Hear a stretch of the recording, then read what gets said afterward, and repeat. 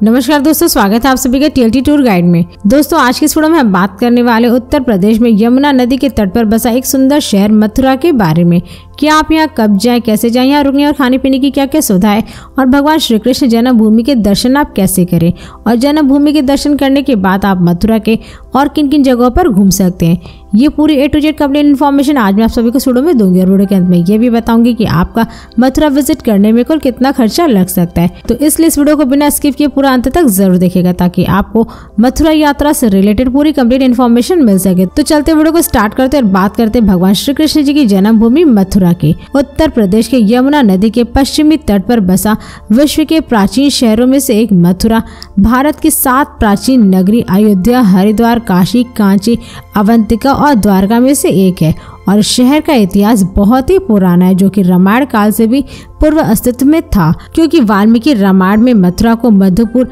या मधु दानव का नगर कहा गया है और मध्य काल में इस शहर को कई बार उजाड़ा, लूटा और विध्वंस किया गया, परंतु यह शहर फिर से कई बार खड़ा हो गया और दिल्ली से लगभग 160 किलोमीटर की दूरी पर मथुरा अपने विशाल और भव्य मंदिरों के साथ उन पर्यटकों के लिए दर्शनीय है जो कि स्थापत्य कला और शिल्पकारी देखने के शौकीन है, क्योंकि मथुरा अपनी प्राचीन संस्कृति और परंपरा के चलते पर्यटकों के लिए आकर्षक का केंद्र बना हुआ है। और साथ ही मथुरा इतना प्राचीन शहर है कि इसका उल्लेख हिंदू महाकाव्य रामायण के साथ साथ अलेक्जेंड्रियल खगोल शास्त्री टालेमी के लेखों में भी मिलता है। और इतना ही नहीं, मथुरा एक हिंदू धार्मिक स्थल होने के साथ ही बौद्धों और जैनों के लिए भी बहुत ही महत्वपूर्ण स्थान है। दोस्तों अब बात करें कि आप मथुरा कब जाए। वैसे तो मथुरा एक ऐसी जगह है जहाँ पर आप कभी भी किसी भी समय जा सकते हैं, लेकिन यहाँ पर जाने का सबसे सही समय new year, Christmas, Shri Krishna Janmashtami, Navratri, Radhashtami और होली आदि जैसे पर्वों पर होता है, क्योंकि इन पर्वों पर मथुरा में देश के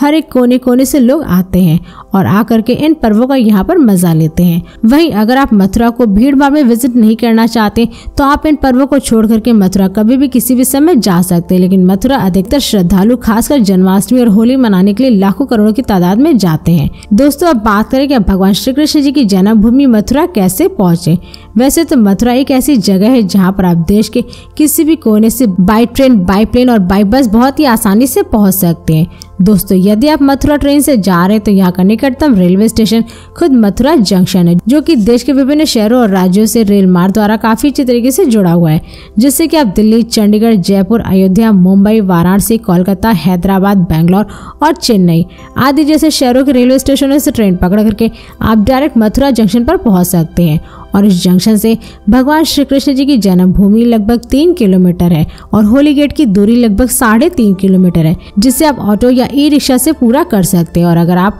मथुरा जंक्शन के बाहर से श्री कृष्ण जन्मभूमि के लिए ऑटो या ई रिक्शा लेते हैं तो उसका चार्ज लगभग 10 से 15 रुपए पर पर्सन होता है। और दोस्तों होली गेट वह जगह है जहाँ पर आपको स्टे करने के लिए रूम की सुविधा मिलती है। और दोस्तों यदि आप भगवान श्री कृष्ण जी की जन्मभूमि मथुरा फ्लाइट से जा रहे हैं तो यहाँ का नजदीकी एयरपोर्ट आगरा एयरपोर्ट है, लेकिन यहाँ पर बहुत ही कम फ्लाइटें आती हैं और आगरा से मथुरा की दूरी लगभग 62 किलोमीटर है। साथ ही अगर आपको आगरा एयरपोर्ट के लिए डायरेक्ट फ्लाइट की सुविधा ना मिले तो आप दिल्ली में स्थित इंदिरा गांधी इंटरनेशनल एयरपोर्ट के लिए भी फ्लाइट की सुविधा ले सकते हैं, क्योंकि यह एयरपोर्ट देश के विभिन्न शहरों के एयरपोर्टों से एयरलाइंस के द्वारा काफी अच्छी तरीके से जुड़ा हुआ है, जिससे कि आप मुंबई, चंडीगढ़, जयपुर, चेन्नई, बेंगलोर, हैदराबाद, कोलकाता, अमृतसर, कोच्चि, अयोध्या और वाराणसी आदि जैसे शहरों के एयरपोर्टों से फ्लाइट पकड़ करके आप डायरेक्ट दिल्ली के एयरपोर्ट तक पहुंच जाएंगे। और इस एयरपोर्ट से मथुरा की दूरी लगभग 157 किलोमीटर है, जिसे आप बाई बस, ट्रेन या रिजर्व टैक्सी के थ्रू पूरा करके मथुरा पहुंच सकते हैं। और अगर आप दिल्ली एयरपोर्ट के बाहर से मथुरा के लिए बस लेते तो उसका चार्ज लगभग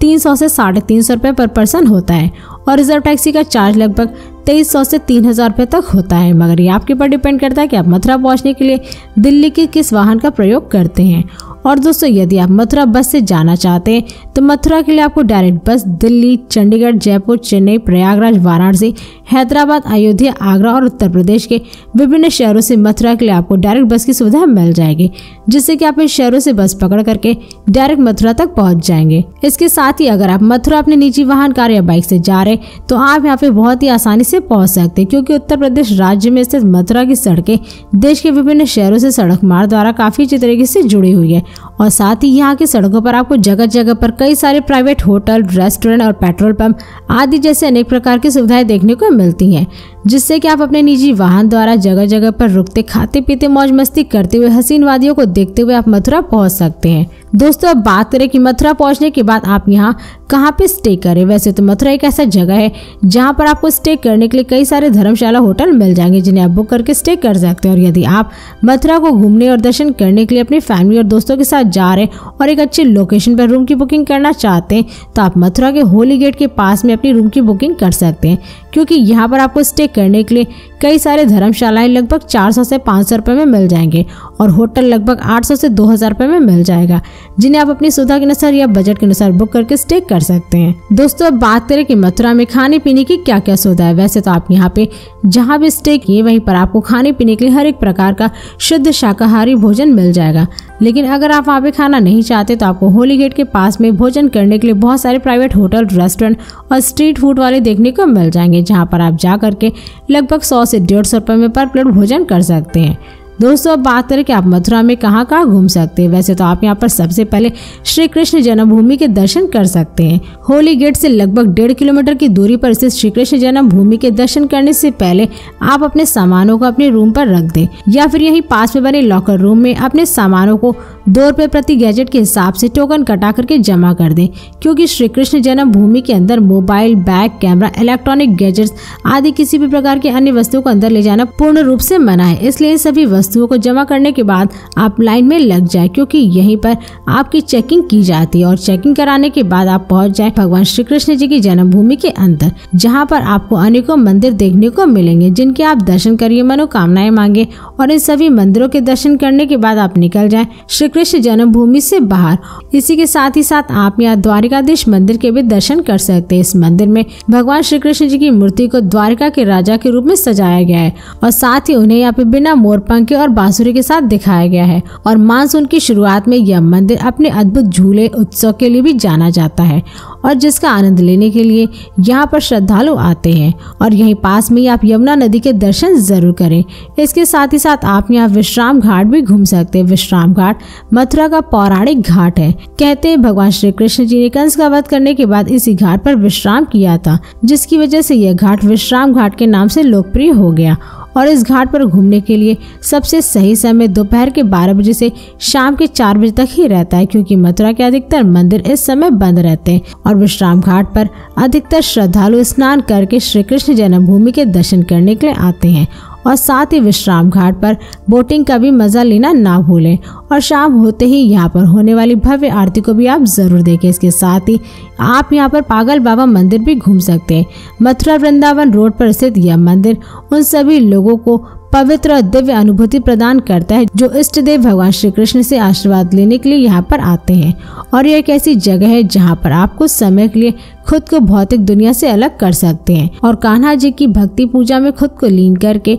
अपने मन को तनाव मुक्त कर सकते हैं। और पागल बाबा मंदिर एक प्रसिद्ध हिंदू मंदिर है जो हर साल दुनिया भर से लाखों भक्तों का स्वागत करता है। इसी के साथ ही साथ आप यहाँ मथुरा गवर्नमेंट म्यूजियम भी देख सकते हैं। यह म्यूजियम लाल पत्थरों से बनी एक 8 कोने वाली इमारत है, जहाँ देश भर में कुश काल की सर्वाधिक मूर्तियाँ संरक्षित रखी गई। और डम्पियर पार्क में स्थित यह म्यूजियम मौर्य, शुंग और गुप्त काल की मूर्तियों का बेहतरीन संग्रह है। इसके अलावा आप यहाँ सोने, चांदी और तांबे के सिक्के, मिट्टी की मोहरें, बर्तन, पेंटिंग्स और कांसे का सामान रखे गए हैं, जिन्हें आप सभी देख सकते हैं। और यह म्यूजियम सुबह 10:30 बजे से लेकर के शाम के 4:30 बजे तक खुला रहता है, सोमवार को छोड़ करके। दोस्तों और भी ऐसी कई सारी जगह मथुरा में जहां पर आप सभी घूम सकते हैं, जैसे राधा कुंड, वैष्णो देवी धाम, श्री रमन बिहारी मंदिर, श्री गोपेश्वर महादेव मंदिर, तिलक द्वार, कुसुम सरोवर आदि जैसे कई प्रसिद्ध मथुरा में घूमने की जगह है जहाँ पर आप सभी घूम सकते हैं। और दोस्तों अगर आप मथुरा के साथ साथ वृंदावन, गोकुल, नंदगांव और बरसाना आदि जैसे जगहों को घूमना चाहते हैं तो आप मथुरा से रिजर्व टैक्सी या ऑटो बुक करके इन सभी प्लेसेस को कवर कर सकते हैं या घूम सकते हैं। और इन सभी प्लेसेस का मैंने पहले ही एक अलग अलग फुल वीडियो बना दिया है, जिसका लिंक आप सभी को आई बटन में अपने वीडियो के डिस्क्रिप्शन में मिल जाएगा, जिसकी मदद से वीडियो को देख करके आप सारे प्लेसेस को बहुत ही आसानी से घूम सकते हैं। दोस्तों अब बात करें कि मथुरा को घूमने और दर्शन करने में आपका कुल कितना खर्चा लग सकता है। वैसे तो मथुरा में घूमने के लिए 1 डे ही काफी है, जिसमें आपका कुल खर्चा लगभग 2000 रुपए पर पर्सन लग सकता है। वहीं अगर आप मथुरा के साथ साथ वृंदावन, नंदगांव, गोकुल और बरसाना भी घूमना चाहते हैं तो इसके लिए आपको कम से कम 4 डे 3 नाइट का ट्रिप प्लान तो जरूर करना चाहिए, क्योंकि इन 4 दिनों में आप सारे प्लेसेस को काफी अच्छी तरीके से घूम सकते हैं। उसमें आपका कुल खर्चा लगभग 8000 रुपए पर पर्सन लग सकता है, मगर ये सारे खर्चे आपके ऊपर डिपेंड करते हैं, क्योंकि आप मथुरा में कहाँ घूमेंगे, क्या क्या खरीदेंगे और यहाँ पे स्टे करने के लिए आप किस टाइप के रूम की बुकिंग करते हैं और साथ ही आप कितने लोगों के साथ मथुरा जा रहे हैं और किस राज्य और शहर से जा रहे हैं। तो ये सारे खर्चे आपके ऊपर ही डिपेंड करते हैं। तो दोस्तों इस वीडियो को यहीं पर समाप्त करते हैं और यदि ये वीडियो सभी को पसंद आए तो इस वीडियो को लाइक करें और चैनल को सब्सक्राइब जरूर करें। इसके साथ ही बेल आइकन जरूर दबाएं ताकि ऐसी मेरी नई वीडियोस आपके पास सबसे पहले पहुंचे। तो फिर मिलते हैं नेक्स्ट वीडियो में। धन्यवाद।